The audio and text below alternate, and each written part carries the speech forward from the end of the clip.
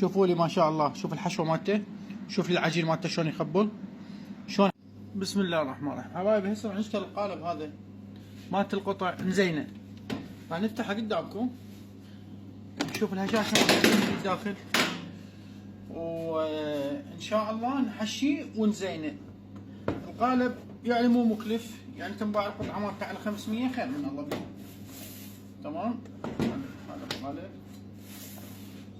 بسم الله الرحمن الرحيم. اللي عنده قاعدة 30 ب40 خليه على قاعدة، واللي ما عنده بهاي الطريقة عادي. شوفوا ما شاء الله القالب شلون يترافع حلوة. شو نسوي؟ نسحب الورق الزبدة كلها تقول الأطراف مالتنا تيبس. هاي الأطراف قدامكم لا ميبسة تقدر تغلبها هيك. نجيب قاعدة 30 ب40 ونخليها على قاعدة 30 ب40. اللي ما يقدر يرفع القالب بهاي الطريقة يخلي القاعدة. هاي الطريقة يخلي القاعدة، أهم شيء يكون عدل. هسه نجي نفتح القالب من النص حتى نحشيه. أنت تقدر تبيعها هيش بدون حشوة، مجرد تغلفها وتبيعها. تمام. وتقدر تحشيها من الداخل. احنا نحشي افضل، كسمعة محل لازم تحشي. هسه نجي مرحلة قص القالب على مود الحشي. شوف هنا القالب انا عندي ارتفاع صافي 7، اذا المنشار نخليه على 3. تمام. بس راح نسوي لاني اول 2 نرفعهم للاخير. هسه ثبت المنشار برجع لكم. هسه اذا جاي تلاحظون ثبت المنشار من هنا 3 ومن هنا 3. نجي نقص القالب بسم الله.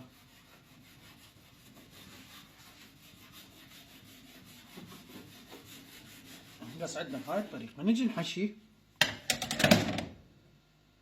هاي تريد تخليها بالوجه ما تأثر عندك، تريد تقلبها ما تأثر عندك. احنا نشتغلها بالوجه، نشتغلها نخليها بالوجه. شوفوا ما شاء الله من الداخل شلون بياض الكيك حلو ما بي سمار. نجي هسه على الحشوة، نخلي كريم كمية من الكريم مثل ما قلنا. تقدر تبيعها بلا حشوة وتقدر تحشيها. تحشيها سمعة محلك وسمعتك تصير أحسن. لأن الكيك بدون حشوة يعني طعمه مو مثل اللي محشي أكيد. هاي الطريقة احنا حشينا هسه بالكريم.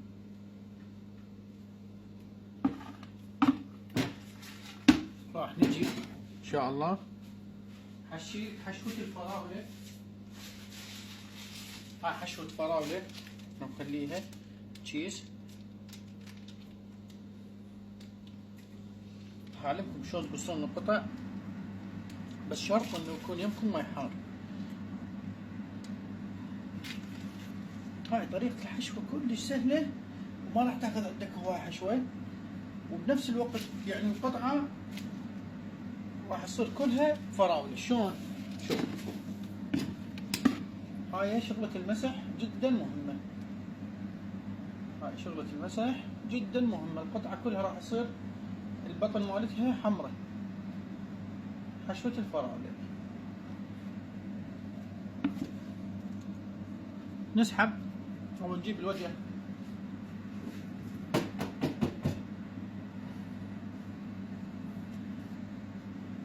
هاي طبعا تقدر تسحبها بيدك هيج.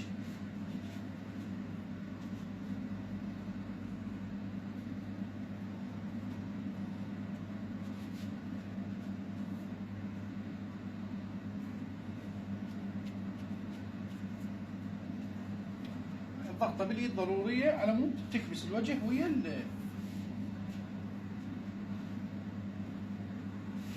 هسه الخطوة اللي أهم من الشغل شنو؟ نجيب مي حار. المي حار ليش يفيدنا؟ احنا من نقص أول سرة نرجع وين بالمي الحار ونسحب السباتون نفه ونقص الثاني. ليش؟ حتى اللي بصفها ما تتدمر. فتابعوا وياي راح أجيب المي وأجي. لا جاي تلاحظون هذا المي وهاي السكينة خليتها بنص المي. طبعا السكينة اللي أقص بيها سن ناعم، واكو ذيك الخشنة عادي قاعدين يشتغلون، بس كل ما انه ذبت ايده. سباتوله مالتنا نظفناها اللي حشينا بيها المراوله. ونجي هنا ايش عندنا ذن الخسفات اذا انتبهتوا عليهن. هذا كله ضاع بالكريم. شوف مجرد خليت كريم الطوارف صار كريم نقل والبنص صار هواي عادي ما ياثر عليه كل شيء. هاي تقدرون تقلبوها بالعكس، تقدرون تخلوها جوا.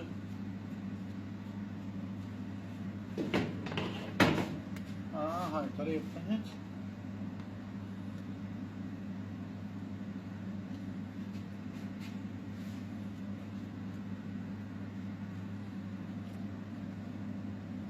هاي طريقة القطع. الجوانب نستفاد من عندها، ما راح نقص شريط على مود تعدل، فشو نسوي؟ نضربها كريم. هاي كلها نستفاد من عندها حرامات. والفور كله ينسحب ويا الوجه. هذا كله اسحبه استفاد من عنده يطلع قطعه كامله. هسه شو راح اسوي؟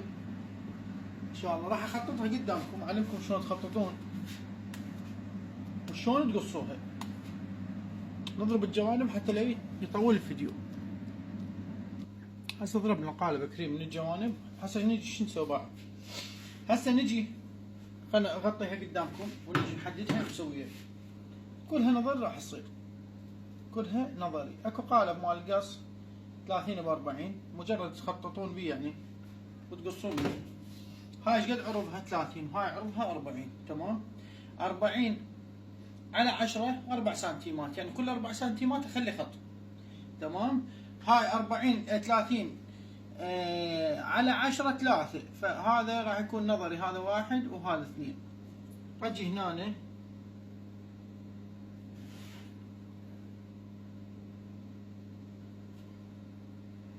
هسه هاي تخططت ك3 ارياز. هسه من ذني الثلاثه نطلع كل وحده 10 حتى يطلع عندنا 30 قطعه. قطعه على 500 هاي 15. يطلع عن اكثر يطلع عن اكثر. تقدر تصغر القطعه تطلعها 4 ارياز. بس احنا حنشتغلها هيك على الطبيعي. فنجي شو نسوي؟ نقسم القالب بالنص. 40 نصها 20. هاي ال 20.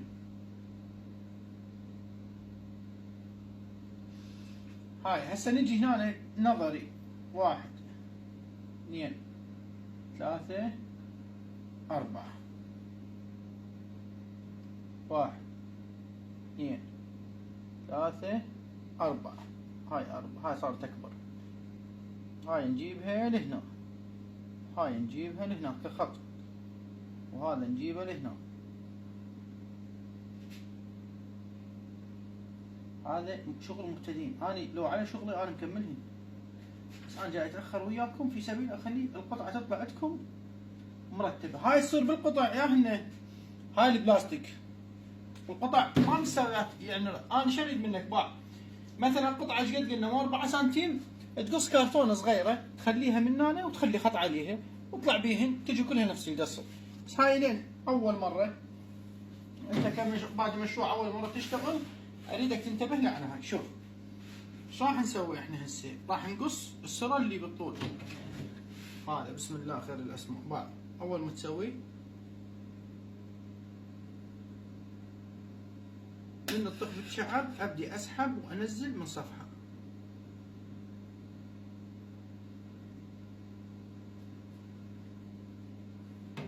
شفتوا شلون فايت المي الحار؟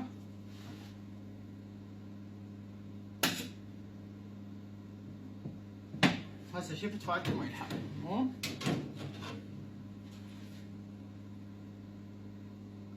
بسم الله خير الاسماء.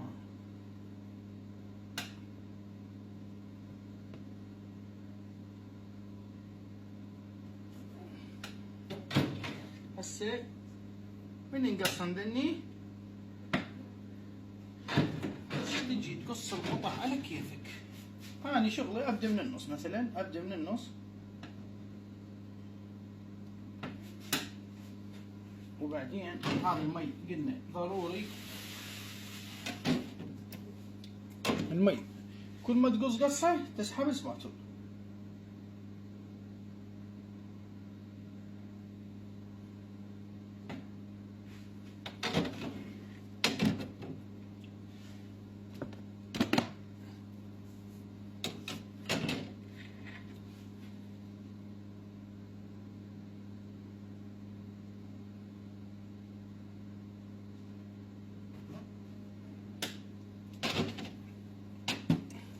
هسه نقصهن ونرجع لكم. شوفوا هنا القطع انقصت. هاي 3 رياز في 10 30. 3 رياز في 10 30 على 500 15000. الخلطة كلفت ما كلفت. هذا نفس القالب تقدر تبيعه بيش؟ تقدر تبيعه ب 40000. نفس القالب يتحشى بطبقتين ونفس التزيين، يعني نفس الصقل والشغل، تضربه فورم حزام منا ومنا ينباع قالب. اما ينباع قطع بهاي الطريقة. تعال خلينا نزين. هسه نزين القطع. القطع ما بيها فايدة، يعني ما بيها ربح مثل القالب. فدائما لا تصرف عليها هواية مثل يعني تزيين وكذا امور. هذا اني لي فيديو هي جاي زينهن، ولا اني لو تجون علي غير نقطة مروان ونستله برش منه صفحة واترك الموضوع. بس هذا على مودك انت مثلا عندك معرض مثلا وتيجي تطلع بهاي الاشكال. يعني هي مو بس هيك وانتهت، لا. بس راح نكمل تزيين. هسه هذا الرئيس هيك طلع. تقدر تلون الكريم وردي بنفسجي سماعي ظل كيفك. هسه هذا القالب، يعني الصفحة الثانية العفو.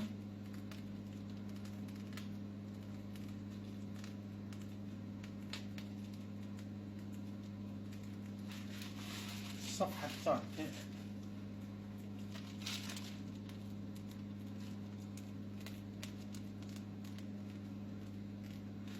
من قالب واحد طلعنا 3 اشكال. هذا كله مثلا تخلوه بكرتون 30 و40 وتقدم للزبون يروح يقدم العفو يطلع بشيء حلو. هنا وانتهى يطلع ما انتهى. تعال هاي نقطة فراولة،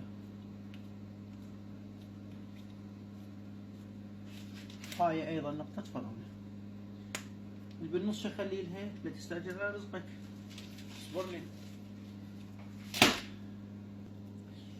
هاي مثلا عندك قالب اخذوه من عندك مثلا ومستفاد من سعره، تمام. القطع رتبها، يعني تعرف انت دائما هاي القطع دار الشغل بيها. ليش؟ يعني هسه كم قطعه على 30، يعني قد راح ياكل 30 نفر. ما تعمل القالب يعني بس ينقص يضمون ومو بعيده.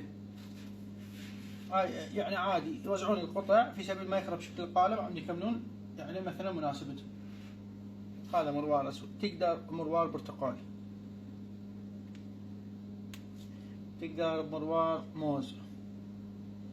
شوف انت شنو اللي عندك وشنو المرغوب، ودائما اعتمد على ذوق الزبون، لكن انت تكون تنطيه الافضل. مثلا قال لك اريد حشوه مثلا بس كريم، انت حشي بكريم بس انطيه نكهه، انطيه فراوله، نكهه برتقال. هذا الامور هي صدق بسيطه، بس هي بنفس الوقت راح تعطي طعم اكثر يعني للزبون، وراح تخليه دائما يطلب من عندك. هاي هنا رشه اوريو، بس انتبه لي القطع شلون كانت وشلون انطت جماليه اكثر بعد. اذا عندك مثلا مبروش صابغه على خضار، خلي مبروش ينطى على خضار بعد احلى. هاي نتيجه القطع النهائيه. هذا درسنا اليوم كان انه شلون ازين القطع. قالب 30 ب 40 وطلع عندنا 30 قطعه وبهاي القصه الحلوه. طبعا هنا كملنا القطع. درس اليوم هو قطع اريده من عندك شغله واحده. اللي شاهدت الفيديو، اول شيء اكو ناس يمكن ما يطلع لها الفيديو بسبب يجوز اكو بلاغات على حساباتها او اي شيء، يجوز بلاغات على حساباتها انا ما يطلع عندهم. فانت شو تسوي؟ شاركه ويا اللي عندك وعلق تعليق حلو مثلك ودعوه من قلبك للوراك. مثلا اللي يعلق وراك قول الله يفرج همه، اللي وراه يجي يقول امين، يقول يدعي دعوه ثانيه صعبه. فالمهم فرد كله شارك، كله شارك في الفيديو. اريد نطب ال 250,000 ان شاء الله، ما ضل شيء على 200,000. حسابنا حقيقي ما بيرشق، واللي والدليل شوفوا الفيديوهات شلون واصله ملايين ما شاء الله. دروسنا تعليميه جاي نعلم بدون مقابل. كل اللي نريده من عندك تتعلم، لا تقول تعلمت من فلان، لكن لما تقعد بينك وبين نفسك وانت مشتغل يعني على قولته حافظ ما وجهك وانه ما ذليت نفسك وشي تعلمته بدون ما تسال. ادعي لي دعوه من قلبك، دعوه ادعي لي عسى الله انه يحفظنا ويحفظكم ويحفظ الجميع ويرزقنا ويرزقكم ان شاء الله. فراح نشيل قطعه من القطع واشوفكم الحجم مالتها. شوفوا لي حشوه مالتها ما شاء الله. خلينا ناكلها هسه واعطيكم النتيجه مالتها. طبعا اكلتها الطعم مالتها يخبل، والهشاشه مال العجينه يعني تموت. شوفوا لي الهشاشه مالت العجينه، شوف اسفنجه، هاي اسفنجه. تريد جوزي خاشوقتين طحين وخرهن وخلي خاشوقتين نشا، العفو خاشوقتين كاكاو فقط. شوفوا القطعه ايش كبرها ما شاء الله. تصير بهاي الحافظه تتقدم للزبون بهالطعم الحلو. تحياتي لكم.